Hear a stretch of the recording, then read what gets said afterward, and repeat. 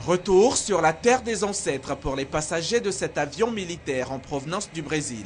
Pour les accompagner, Eduardo Benedito Lopes, le ministre d'État, ministre brésilien de l'Aquaculture et des Pêches. Ils sont accueillis par Kobenan Kwasi Adjoumani, le ministre des Ressources animales et halieutiques. Ce don est un lot comprenant 5000 géniteurs de tilapia améliorés, 20 tonnes d'aliments performants pour la quarantaine et les tests de vulgarisation du tilapia amélioré et plusieurs matériels de laboratoire d'analyse et d'infrastructures d'élevage de poissons. Il y a 42 ans, en 1972, la République fédérale du Brésil recevait de la Côte d'Ivoire un spécimen de la souche boaké.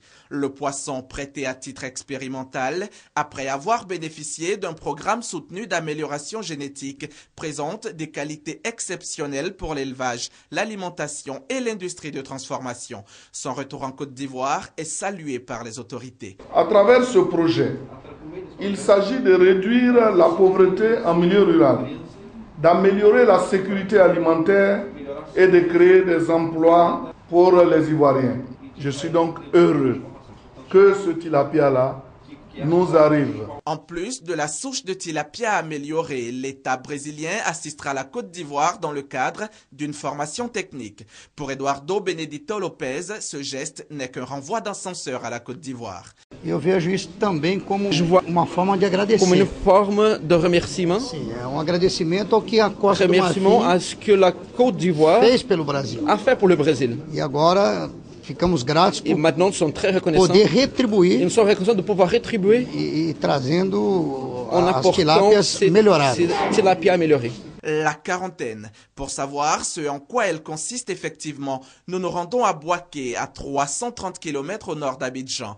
Ici, après 1,5 km de piste, nous arrivons à la station de recherche sur la pêche et l'aquaculture continentale, une branche de la direction régionale du CNRA, le Centre national de recherche agronomique. On effectue des travaux de recherche sur les poissons et sur l'élevage des poissons dans toute leur existence, depuis la reproduction jusqu'à la production d'alevins, le développement de ces poissons.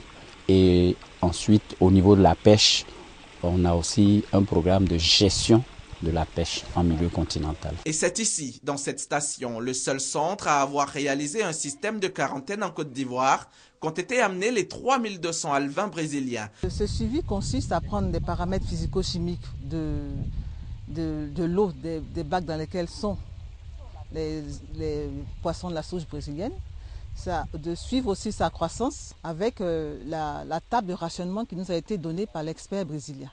Donc à partir de là, nous allons voir si ça nous permet déjà, pendant cette période, de voir comment ils vont évoluer pendant ces 40 jours. Mais c'est surtout pour voir déjà s'ils n'ont pas de maladie. Aujourd'hui, ces alevins pèsent entre 0,8 et 1 gramme. Dans 6 mois, chacun de ces poissons pèsera 1 kilogramme. Une bouffée d'oxygène pour l'aquaculture en Côte d'Ivoire. Une immense joie pour les pisciculteurs. Les poissons ne suffisent pas les Ivoiriens.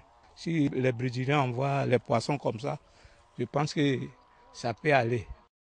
Après la quarantaine, vont suivre la multiplication et la distribution des poissons aux aquaculteurs qui exercent selon les règles requises, lesquels à leur tour se chargeront de remplir l'assiette du consommateur, surtout que les besoins réels des consommateurs ivoiriens sont de l'ordre de 400 000 tonnes par an. Et pourtant, la Côte d'Ivoire ne produit que 50 000 tonnes de poissons, important donc les 350 000 tonnes restantes pour combler le déficit, ce qui constitue un manque à gagner de près de 170 milliards de francs CFA.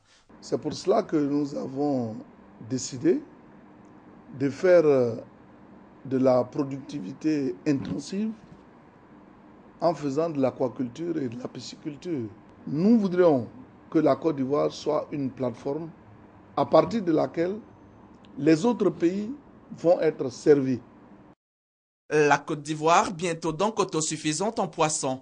En tout cas, ce projet de développement durable de la pêche et l'aquaculture en partenariat avec le Brésil est un pas vers cette autosuffisance. Ce projet, qui renforce également la coopération entre le Brésil, pays émergent, et la Côte d'Ivoire, candidat à l'émergence, va à coup sûr réduire les volumes des importations.